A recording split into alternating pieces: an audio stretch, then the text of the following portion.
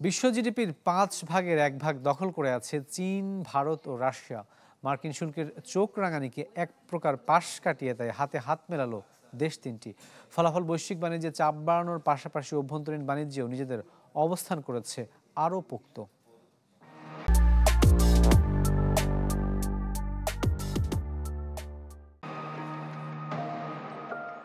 বিশ্ব রাজনীতির অস্থির প্রেক্ষাপটে ক্রমেই শক্তিশালী হচ্ছে ভারত, চীন ও রাশিয়ার বাণিজ্য সম্পর্ক।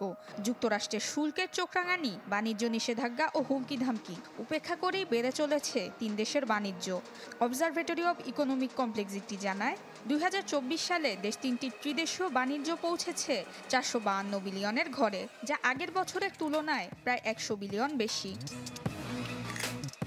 চীনের মোট রপ্তানির 3.25% যায় রাশিয়ায়, আর 3.5% পণ্য যায় ভারতে।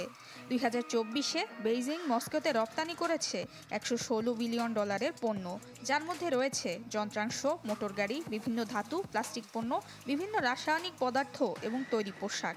একই সময়ে ভারতে রপ্তানি করে $120 বিলিয়ন পণ্য। বিপরীতে ভারতীয় পণ্যের রপ্তানি বাজারের তালিকায় চতুর্থ চীন। 2024 সালে বেইজিংয়ে দিল্লি মোট 15 বিলিয়নের পণ্য রপ্তানি করে। রপ্তানি পণ্যের তালিকায় বড় অংশ জুড়ে ছিল পরিশোধিত পেট্রোলিয়াম, খনিজ পদার্থ, মূল্যবান ধাতু এবং সবজি জাতীয় পণ্য। রাশিয়ায় খুব বেশি পণ্য রপ্তানি করে না ভারত। গত বছর দেশটিতে $5 বিলিয়ন খাদ্যপণ্য, সবজি, রাসায়নিক এবং যন্ত্রাংশ রপ্তানি করেছিল দিল্লি। ইউক্রেন রাশিয়া যুদ্ধের আগে মস্কোর পণ্যের গন্তব্য ছিল বিস্তৃত, যা নানা নিষেধাজ্ঞায় কমতে থাকে। তবে এখন পর্যন্ত রাশিয়ার সবচেয়ে বড় রপ্তানি বাজার চীন।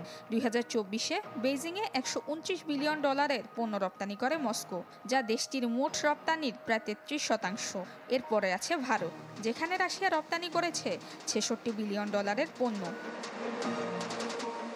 এত কিছুর মাঝেও চীনের সবচেয়ে বড় রপ্তানির বাজার যুক্তরাষ্ট্র। 2024-এ দেশটিতে বেইজিং 526 বিলিয়নের পণ্য রপ্তানি করে, যা চীনের মোট রপ্তানির প্রায় 13%। এখন পর্যন্ত ভারতীয় পণ্যেরও সবচেয়ে বড় বাজার যুক্তরাষ্ট্র। যদিও রাশিয়ান অপরিশোধিত জ্বালানি তেল কেনার অপরাধে ভারতীয় পণ্য আমদানিতে 50% শুল্ক আরোপ করেছে Donald Trump. Nusrat Moumi, channel 24।